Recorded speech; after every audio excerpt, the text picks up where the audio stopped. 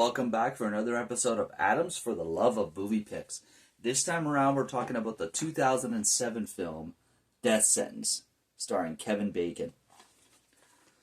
Now, besides Kevin Bacon as Nicholas Hume or Nick Hume, you've also got John Goodman as Bones Darley, Kelly Preston as Helen Hume, Garrett Hedlund as Billy Darley, Jordan Garrett as Lucas Hume, Stuart Lafferty as Brendan Hume, Aisha Tyler as Detective Wallace, Matt O'Leary as Joe Darley, and Eddie Gaethje as Bodie. I think that's pretty much the extent of the well-known actors in this one.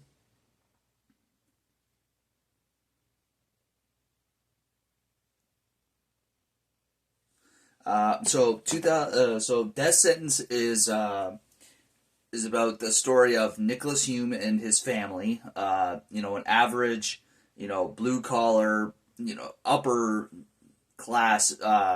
Wouldn't say like ultra wealthy, but like definitely, wealthy family, living, in a typical suburban neighborhood. I'm not sure what city this is supposed to be taking place in. It doesn't ever really say. But basically, they're living out their lives.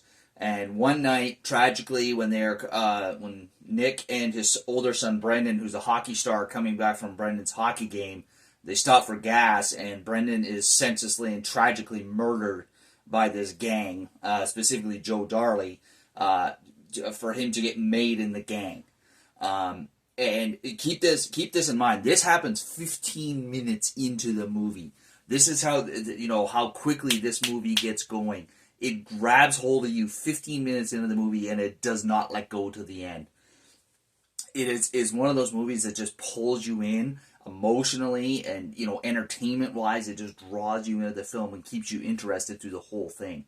So basically, after Brendan is tragically killed, Nick decides,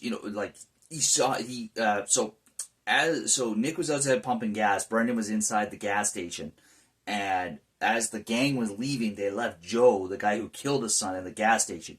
He tried to tackle him and keep him there, but he got away. But he was able to take his mask off because they were all wearing masks, and he saw who killed his son. He saw it was Joe. Well, he, basically because he was only witness, there was no cameras, there was no security at this gas station. They could scare him into a plea deal that would be a guaranteed 3 to 5. But Nick wants to put the guy away for the rest of his life. So he lies after initially saying it's him and says, "I'm not sure now." And he goes after Joe himself and kills Joe. And then that starts an all-out gang war. One of the choice of actors to play the characters in this movies are really well done. Kevin Bacon as Nick Hume is brilliant. And then, Garrett Hedlund as Billy Darley, Joe Darley's older brother, the main gang leader.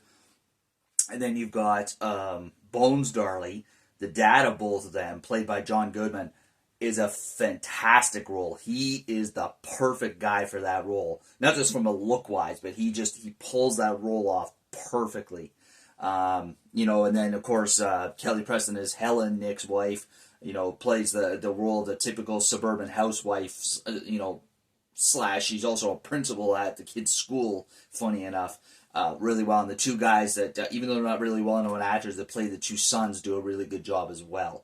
The gang war starts, basically, the gang identifies that Nick is the one who killed Joe, so they go after him just after he leaves work.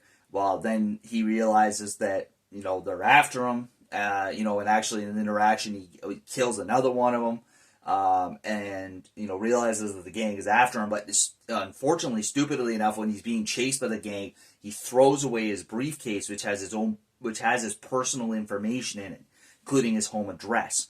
So the gang then goes after him at home and kills his wife and almost kills his other son. But at this point, it's a turning point in the movie. This is where Nicolas Cage, this is about 3/4 of the way through the movie. But, I mean, again, through the whole thing, it's drawing you in, it's keeping you interested. But Nicolas Cage, I'll be alright. Sorry, Nicholas Hume, played by Kevin Bacon, this is where his character flips a switch. Like, it is terrifying the person that Nick becomes, that Kevin Bacon turns Nick into after the death of his wife, and not knowing. Now, he didn't know his son was alive, but his son was in critical condition.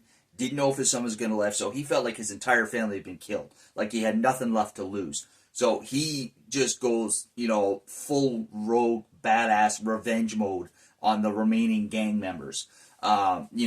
Basically he, takes out his savings to buy information as to where to find Billy Darley. Then he goes to, Bones, the gang sells drugs for Bones. Bones also owns a body shop in which he sells guns out of. So Nick, strangely enough, goes to Bones to buy guns to go after Billy, not knowing that is his son. But Bones, has had enough of Billy's antics, and basically, and and Nick was a cash customer, so he's like, "Do your thing, man. I want no part of it, but don't you dare ask me where Billy is, or I'll kill you," kind of thing.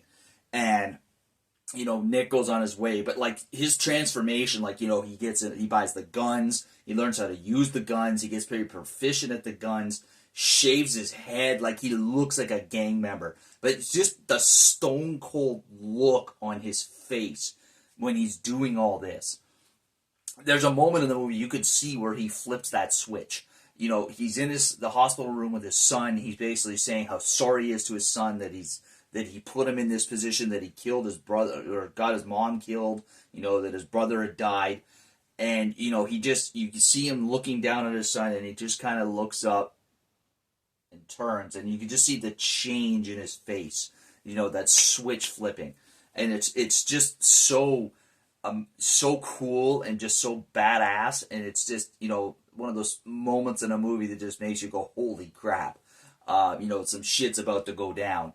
And it does. That final, this movie is not just all action and killing and gangs. Like I said, it's very emotional. It's a simplistic story to follow. Son gets killed, father gets revenge on the gang, and then the whole thing goes back and forth.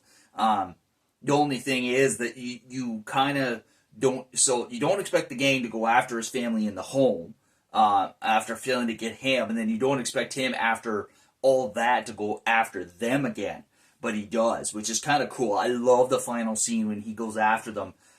He nails one of them at his apartment. I won't say how exactly it ends, but he goes after the rest of them at their drug hideout in an old abandoned mental hospital. It's just an absolutely epic final scene, final shootout scene between Nick and the gang members. And like I said, I'm not going to say how it ends, but it's just amazing.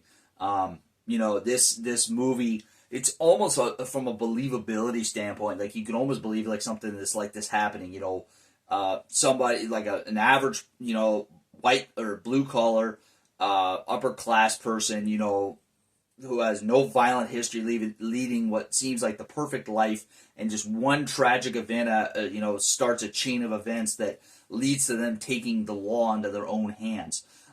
You could almost believe somebody encountering something like this. And, you can't say at one point or another in your life, you saw something on TV or had something happen to you where you thought about being a vigilante and taking the law into your own hands. Like, not saying most people would never act on it, but just had the thought in your head. And to see, this is kind of the epitome of somebody acting on it. So yeah, that's Death Sentence in a nutshell. It's hard to believe this is 2007, 17 years ago. It's still a relevant movie. It's still a hell of a good movie. Highly recommend Death Sentence if you've never seen it, folks. But it is an adult-only movie. It is not meant for a younger audience. It's 18A.